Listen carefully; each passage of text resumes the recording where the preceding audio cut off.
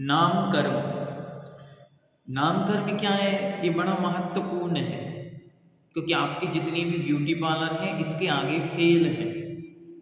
ये जो कुछ भी हमको प्राप्त हुई है, सुंदरता है, असुंदरता है, गोरा काला, अन्य अन्य प्रकार के दांतों की संरचना, नाक कान, दुनिया भर की जितनी भी रचनाएं हम देख पा रहे हैं, या जिन पर हम ये कह सकते हैं कि वर्तमान संपूर्ण जगत जिस पर मोहित है, सारा संसार मात्र इसी ही बाहरी रूप रचना पर ही मोहित होकर अपने परिणामों का, अपने ब्रह्म भाव का, अपने परिणामों का घात करता है। वो सब कुछ इस नाम कर्म की बनावट है। देखते, जो कर्म प्राणियों को तरह तरह के शरीर, आंगोपांग, आकार और रूप रूपांतर स्वरूप परिणामाता करता या बदलता है, उसे नाम कर्म कहते हैं।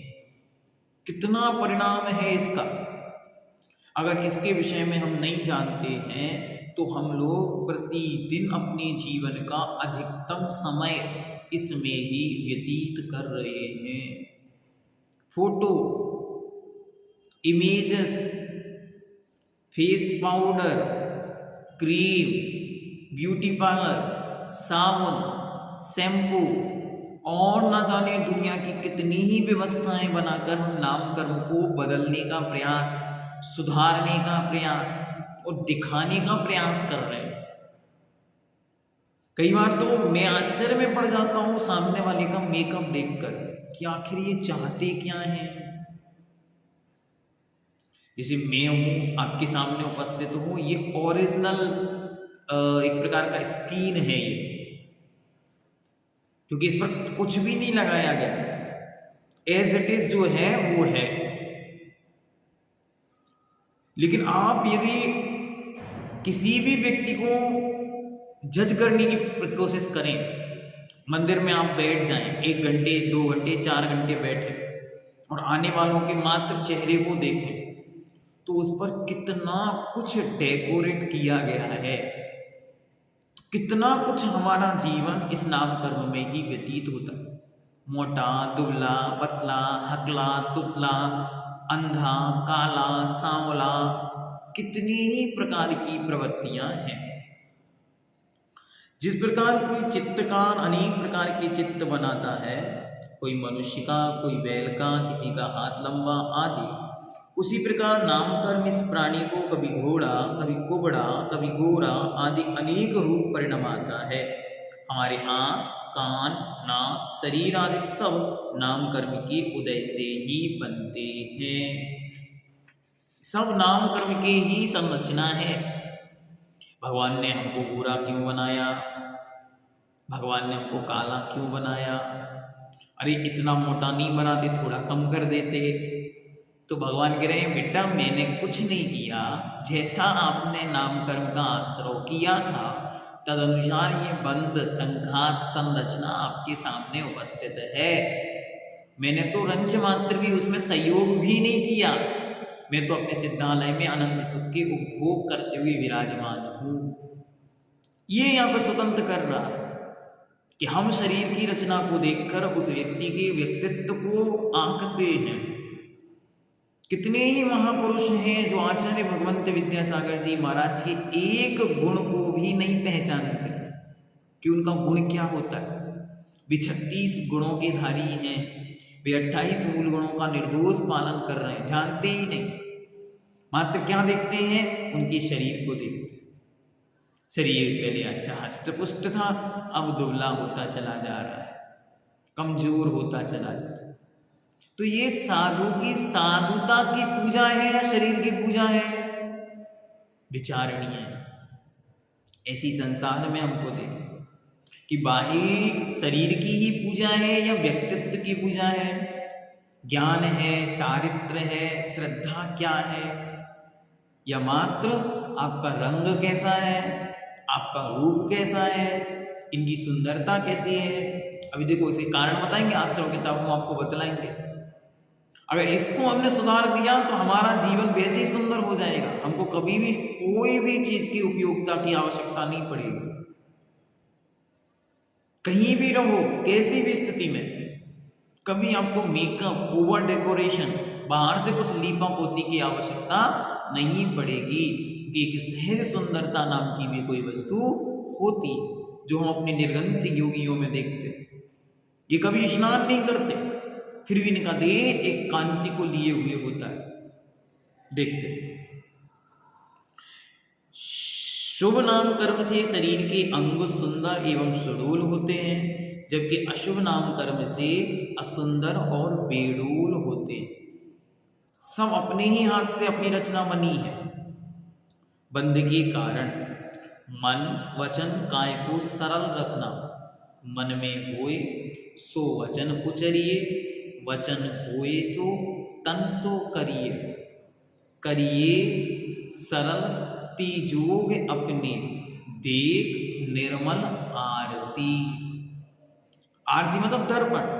दर्पण में जैसे हम देखकर जैसा उसके सामने करेंगे वैसा ही दिखेगा, वैसे ही प्रति समय हम सजग रहें, जागरूक रहें अच्छी तरह, कि अगर हमने ऐसा किया तो इसका परिणाम इस रूप में सामने आता है, आ सकता है।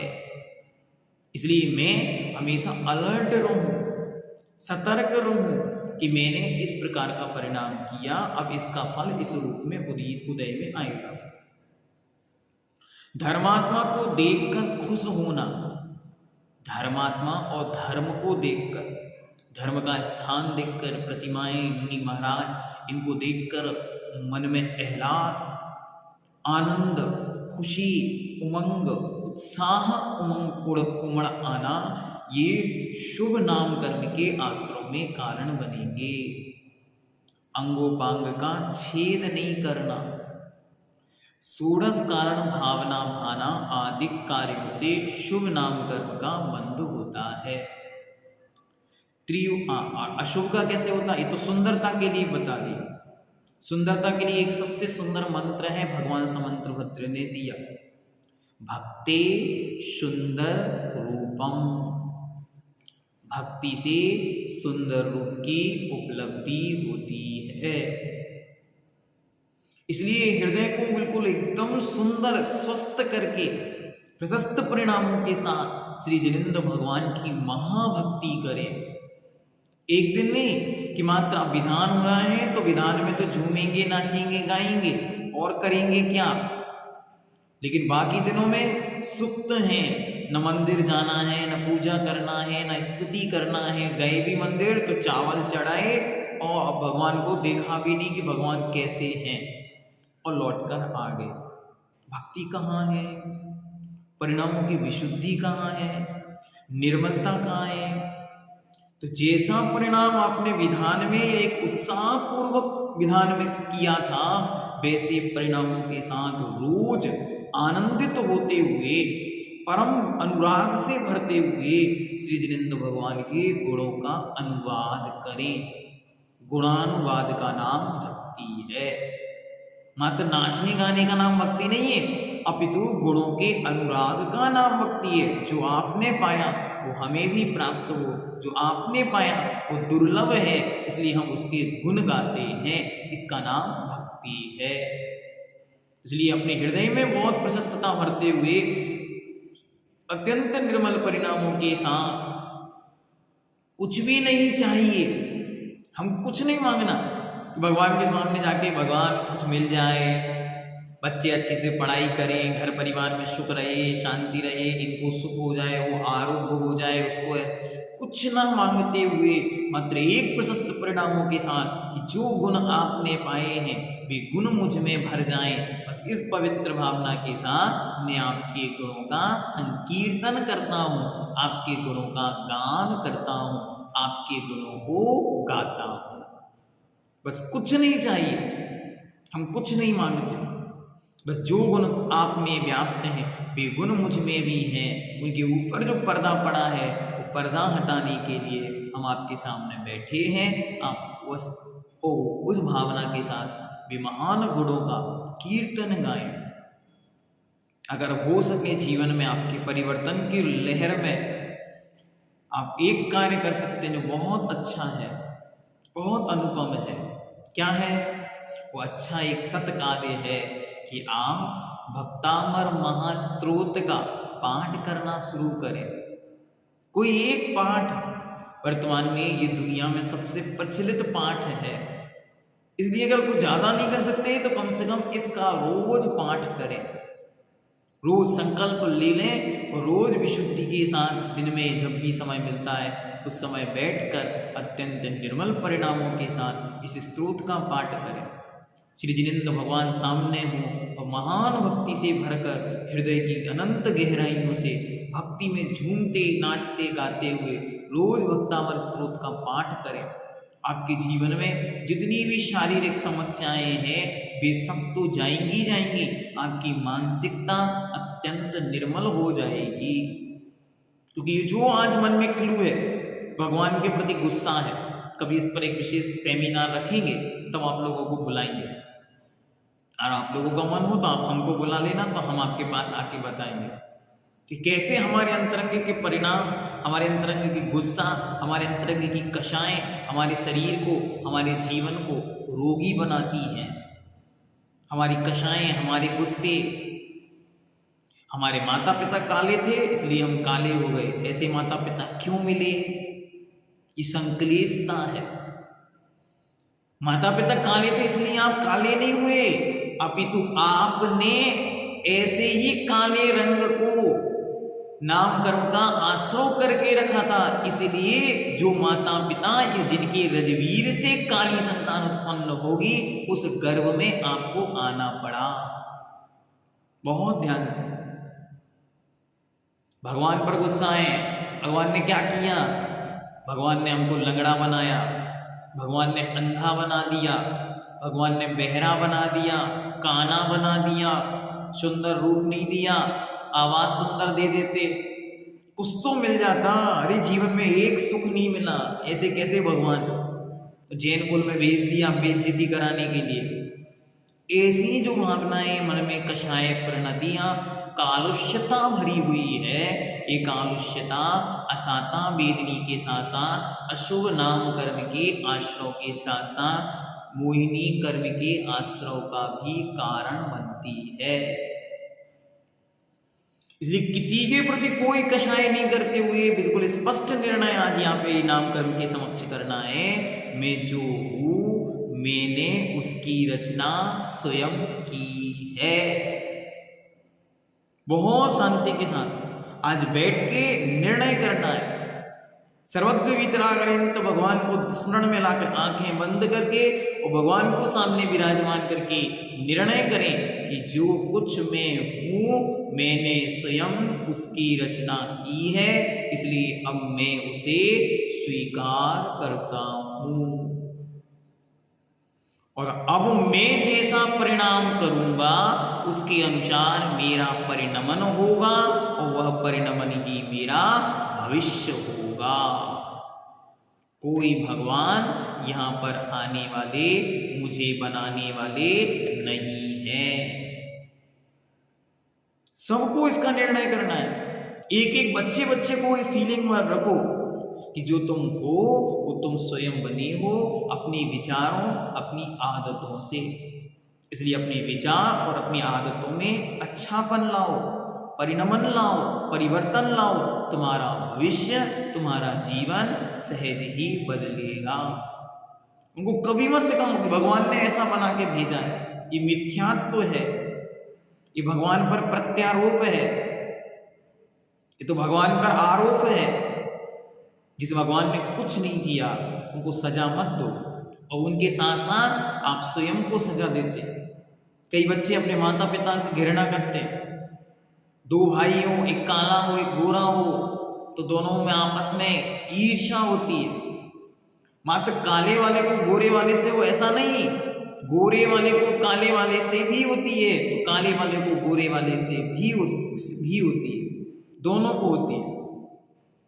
क्योंकि वो उसकी सुंदरता सहन नहीं कर सकता है तो दूसरा वाला उसके शरीर की जो कालापन है उसको वह सहन नहीं होता। घृणा होती है उसे अंतरंग से, ईर्ष्या अनेक रूपों में उत्पन्न होती है। इसलिए हमको हमेशा बच्चों को इन चीज़ों में बहुत तरह से समझाइए। जिन शासन क्या है, भगवान का शासन एक एक जीव को जीने की ऐसी कला, आर्ट ऑफ लिविंग सिखलाने वाला है। ज़्यादा समय नहीं मिलता उनको, तो उनको विशेष शिविर आदि का आयोजन करें, उनमें बताएं कि देखो किस प्रकार कर्म का चक्र है, कैसे द वर्ल्ड इज क्रिएटेड, कैसे उसमें जीव बना है, कैसे उसका शरीर है, कैसे ये कर्म के माध्यम से सारी जो 8 कर्म का ये विषय चल रहा है, कितना सुंदर। पहले तो मैं देख रहा था तो एक दिन में हो जाएगा, आज तीसरा दिन चल रहा है, इसलिए मुझे लग रहा है कि पूरा कर दें, लेकिन अभी संभावना नहीं है पूरे होने की, अभी एक दिन और लग सकता है। क्यों? क्योंकि ये आर्ट ऑफ लिविंग है, ये जीवन की कला है। अगर हमने अपने परिणामों को जैसा रखा, वैसा जैसा अतीत में था उससे के अनुसार वर्तमान बना, जैसा परिणमन हम वर्तमान में रखेंगे उसका परिणाम हमारा भविष्य हमारे सामने उपस्थित होगा, इसमें नो डाउट, कभी भी इसमें शंका नहीं करना। जितने काले हैं भी घृणा के पात्र नहीं, दया के पात्र हो सकते हैं। उनको समझाएं कि तुम घबराओ मत, अंधा, काना, लंगड़ा, लूला, काना, अपाहिज, किसी भी प्रकार की कमी से उत्पन्न हुआ है, इसमें दुनिया की किसी की गलती मत कहो। डॉक्टर ने इंजेक्शन समय पर नहीं लगाया तो ये बीमारी हो गई, कुछ भी मत कहो, कि सारे निमित्त तब तब कार्यकारी होते हैं जब तक हमारे उपादान में शक्ति होती है। जब उपादान में शक्ति नहीं होती तो निमित्त कारण कुछ नहीं कर पाते, ना अच्छा ना बुरा। इसलिए बहुत स्पष्ट इन शब्दों को आगम की परिभाषा में समझने का प्रयास करें। इसलिए रोज भगवान की भक्ति, जो मैंने आपके सामने कहा कि भक्तामर महास्त्रोत का ऐसे विशुद्ध परिणामों के साथ गुंजयमान करें, सपरिवार करें। बच्चों को यदि नहीं आता उन्हें सिखलाएं, भक्ति से उनको जोड़ें। यदि थोड़ी थोड़ी सी भी भक्ति से भी जुड़ेंगे तो उनके अंतरंग में सकारात्मकता आएगी, और उन्हें अगर जिन शासन के इन महान रहस्यों का उद्घाटन हो गया तो उनका जीवन धन्य धन्य हो जाएगा। जो आज लोग बैठकर एक दूसरे को कोस रहे हैं, घृणा कर रहे हैं, आप लोग 4 लोग एक साथ बैठ जाते हैं और 5वें को टारगेट करते हैं, फोटोज देखते हैं, ओ रिजेक्टेड, गड़बड़, ये सब आप अपने अशाता वेदनी का, अपनी असुंदरता का, अपने अशुभ नाम कर्म का बंद कर रहे हैं। इसलिए बहुत अच्छे तरह से इसको सतर्कतापूर्वक समझें, किसी के रूप रंग पर कभी व्यंग ना करें, क्योंकि ये रूप रंग आपके स्वयं के भी बिगाड़े जा सकते हैं, बिगड़ सकते हैं। इसलिए इस पर कभी भी घमंड या अभिमान नहीं होना चाहिए। आगे अशुभ के विषय में बताते, त्रियोग को कुटिल रखना, मन वचन काय में कुटिलता का होना, दूसरों को देखकर हंसना, बहुत सतर्क रहना इस विषय में। धर्मात्माओं के साथ विसंवाद करना, माताएं जागृति पूर्वक मंदिर में, जितनी भी मंदिर के अंदर लड़ाइयाँ होंगी वे सब आपको लंगड़ा लूला काना बनाएंगी। बहुत ध्यान से, अगर आपको कभी लड़ने का मन हो या कोई परिणाम बस कोई प्रवृत्ति इस प्रकार हो जाए तो आप सामने वाले से कहो, भाई या बहन, दीदी, जो भी है, सखी, उनका हाथ पकड़ो, मंदिर के बाहर जाओ, अच्छी तरह लड़ो और लड़ने के बाद आ जाओ। यदि आपने मंदिर के अंदर देवशास्त्र गुरु की सन्निधि में, देवशास्त्र गुरु की साक्षी में लड़ाई की तो नियम से आप दीन, हीन, दरिद्री, विकलांग, अपंग बनेंगे। नियम है ये, इसलिए इस नियम को शाश्वत सत्य है ये। इसलिए मैं आपको बिल्कुल स्पष्ट कहता हूं कि कभी भी मंदिर में कैसी भी स्थिति आ जाए, सामने वाला कितना भी कषाय परिणति से युक्त होता हो, कभी भी मंदिर की 4 दीवारी के अंदर तेज आवाज, तू तड़ाक, विसंवाद नहीं करना। हमेशा इस परिणाम से बचकर ही रहना और किसी की नकल नहीं करना। इसके विषय में बहुत सतर्क रहने की आवश्यकता है। हकलाता हो कोई, तुतलाता हो कोई, लंगड़ाता हो कोई, चल ना पाता हो कोई, अप्रशस्त व्याहगति का शिकार हो, आवाज़ ठीक ना निकलती हो, अन्य अन्य प्रकार की जो प्रवृत्तियां हैं उनसे हमको बचना चाहिए। आपस में लड़ना और किसी का बुरा सोचना, आपस में एक दूसरे से स्वयं लड़ना और दूसरे का बुरा सोचना, इसका ऐसा हो जाए, उसका वैसा हो जाए, ऐसा हो जाएगा तो ऐसा हो जाएगा, ये सब आप कुछ कर नहीं सकते, मात्र सोच रहे हैं।